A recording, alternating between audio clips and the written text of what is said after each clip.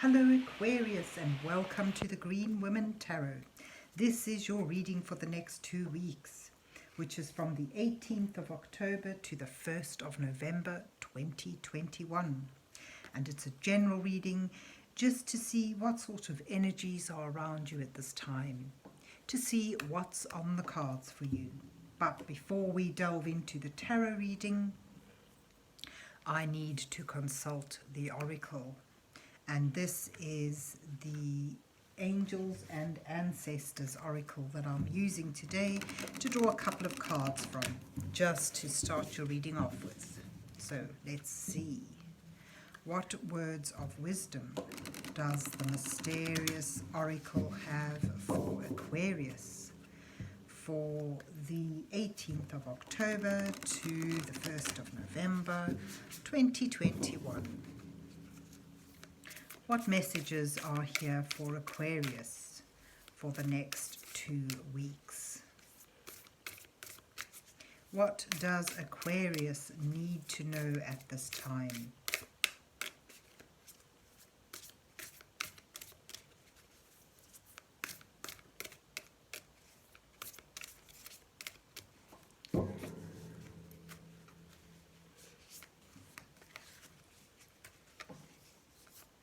So let's see what you get. Eagle. See from a higher perspective.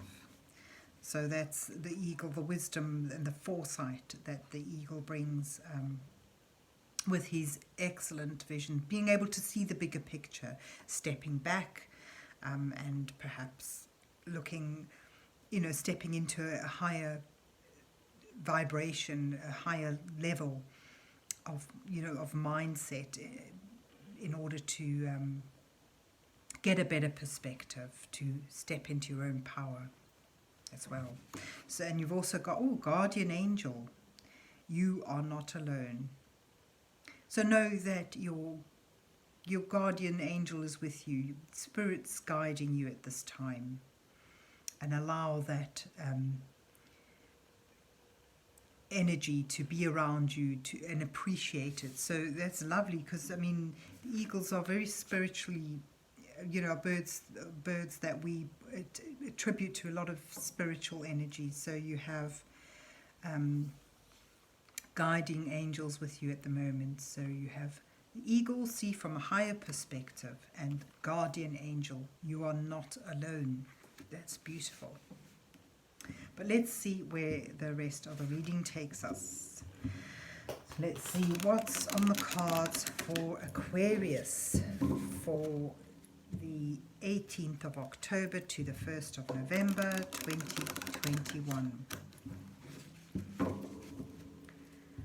What messages are here for Aquarius for the next 2 weeks?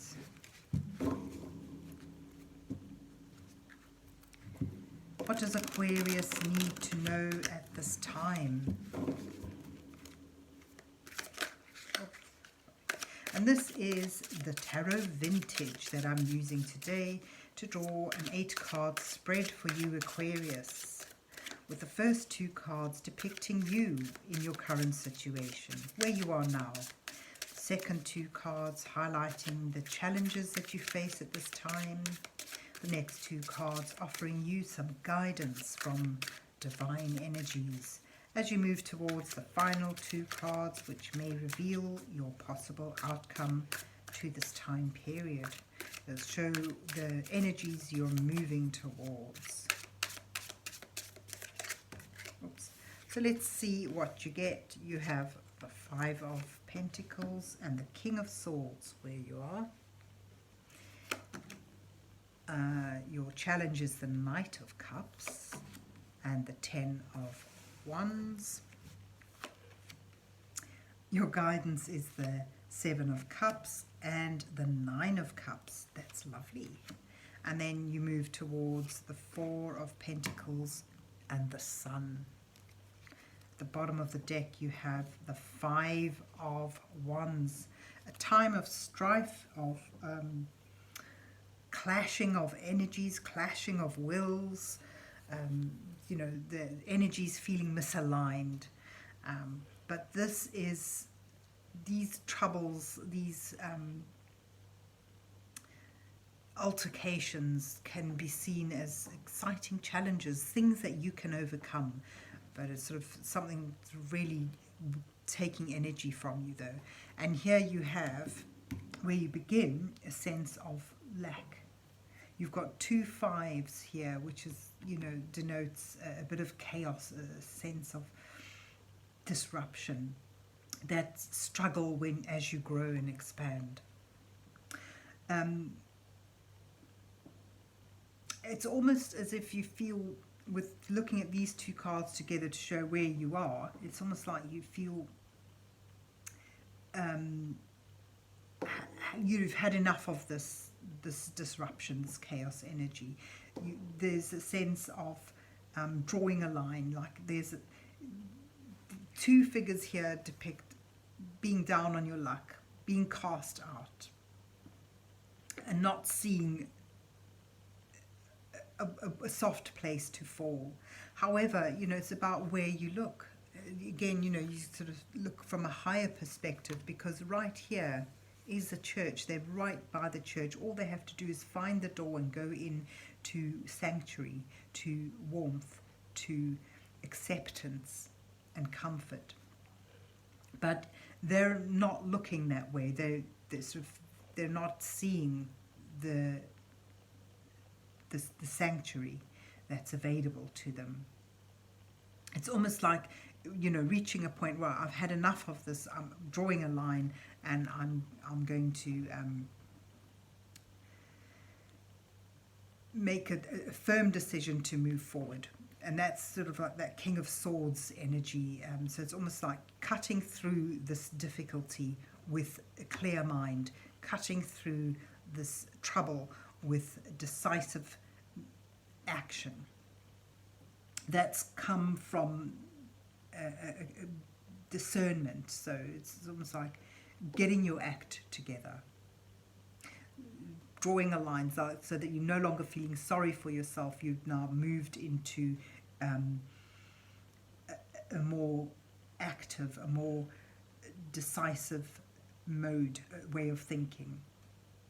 And this is sort of like, you know, this is a very emotive card, whereas the King of Swords is someone who acts with his integrity, his knowledge,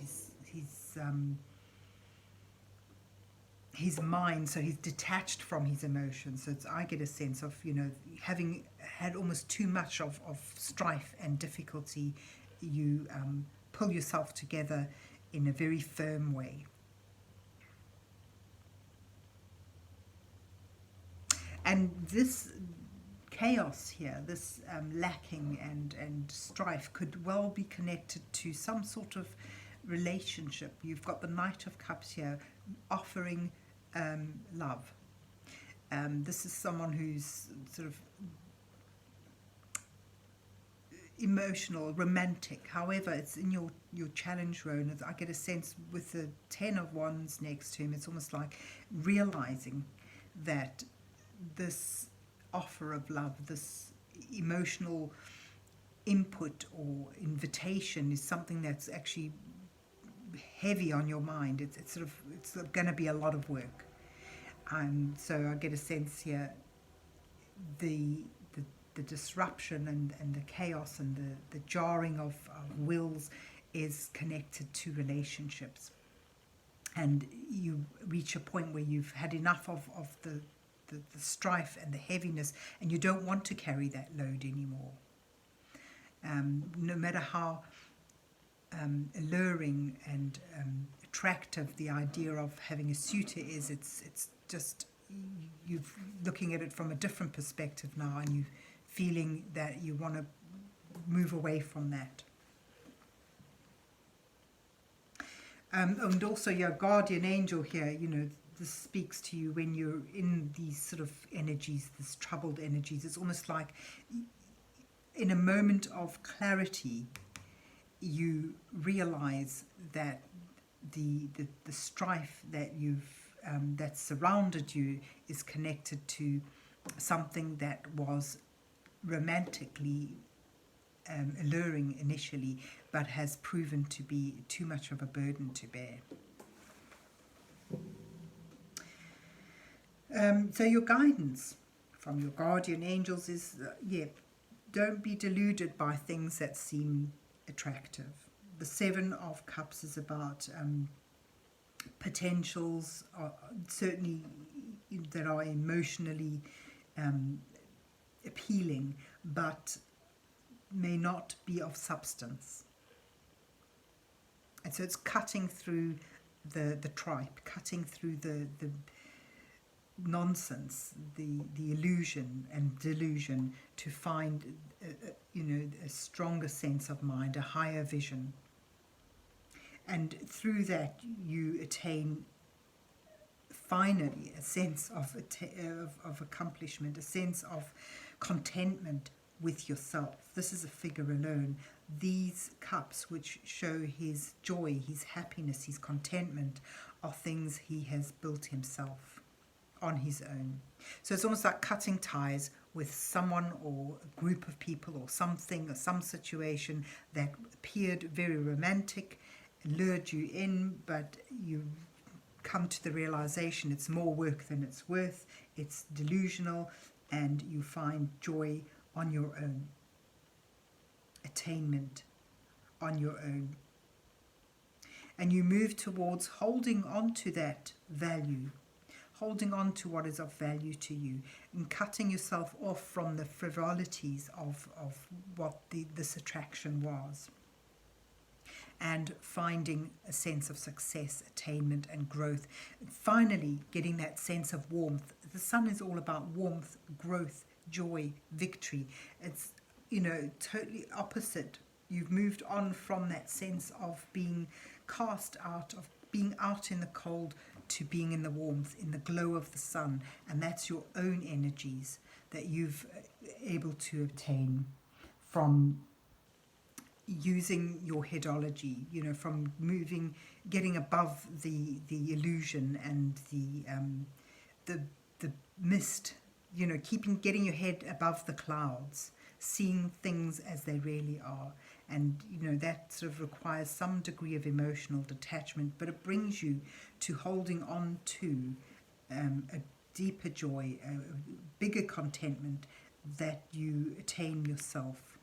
And as you leave this time period, you're feeling that warm glow of success and joy. You have stability, you have that simple ability to appreciate all that is good and warm in your life.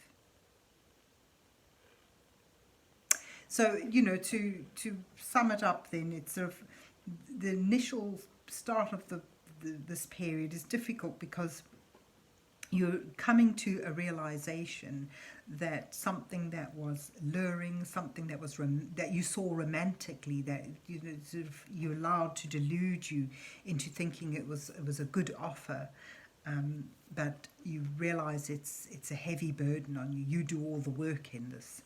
And sort of that moment of cutting ties with that, sort of lifting yourself above all that delusion and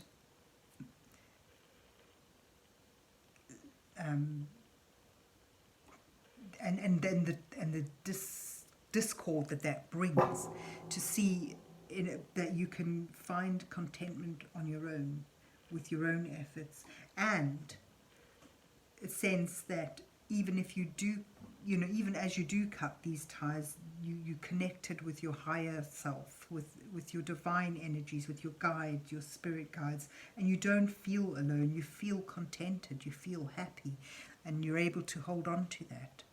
You realize that this has value for you, and it's takes you outside of the busyness of this interaction that you began with, and it brings you to a point of warmth, growth, stability, success and happiness, and being able to appreciate that. So there you have it, Aquarius. I hope you enjoyed your reading and that it resonates with you, and if so, please remember to hit the like, share and subscribe buttons, and then have a good 2 weeks, and God bless you till we meet again.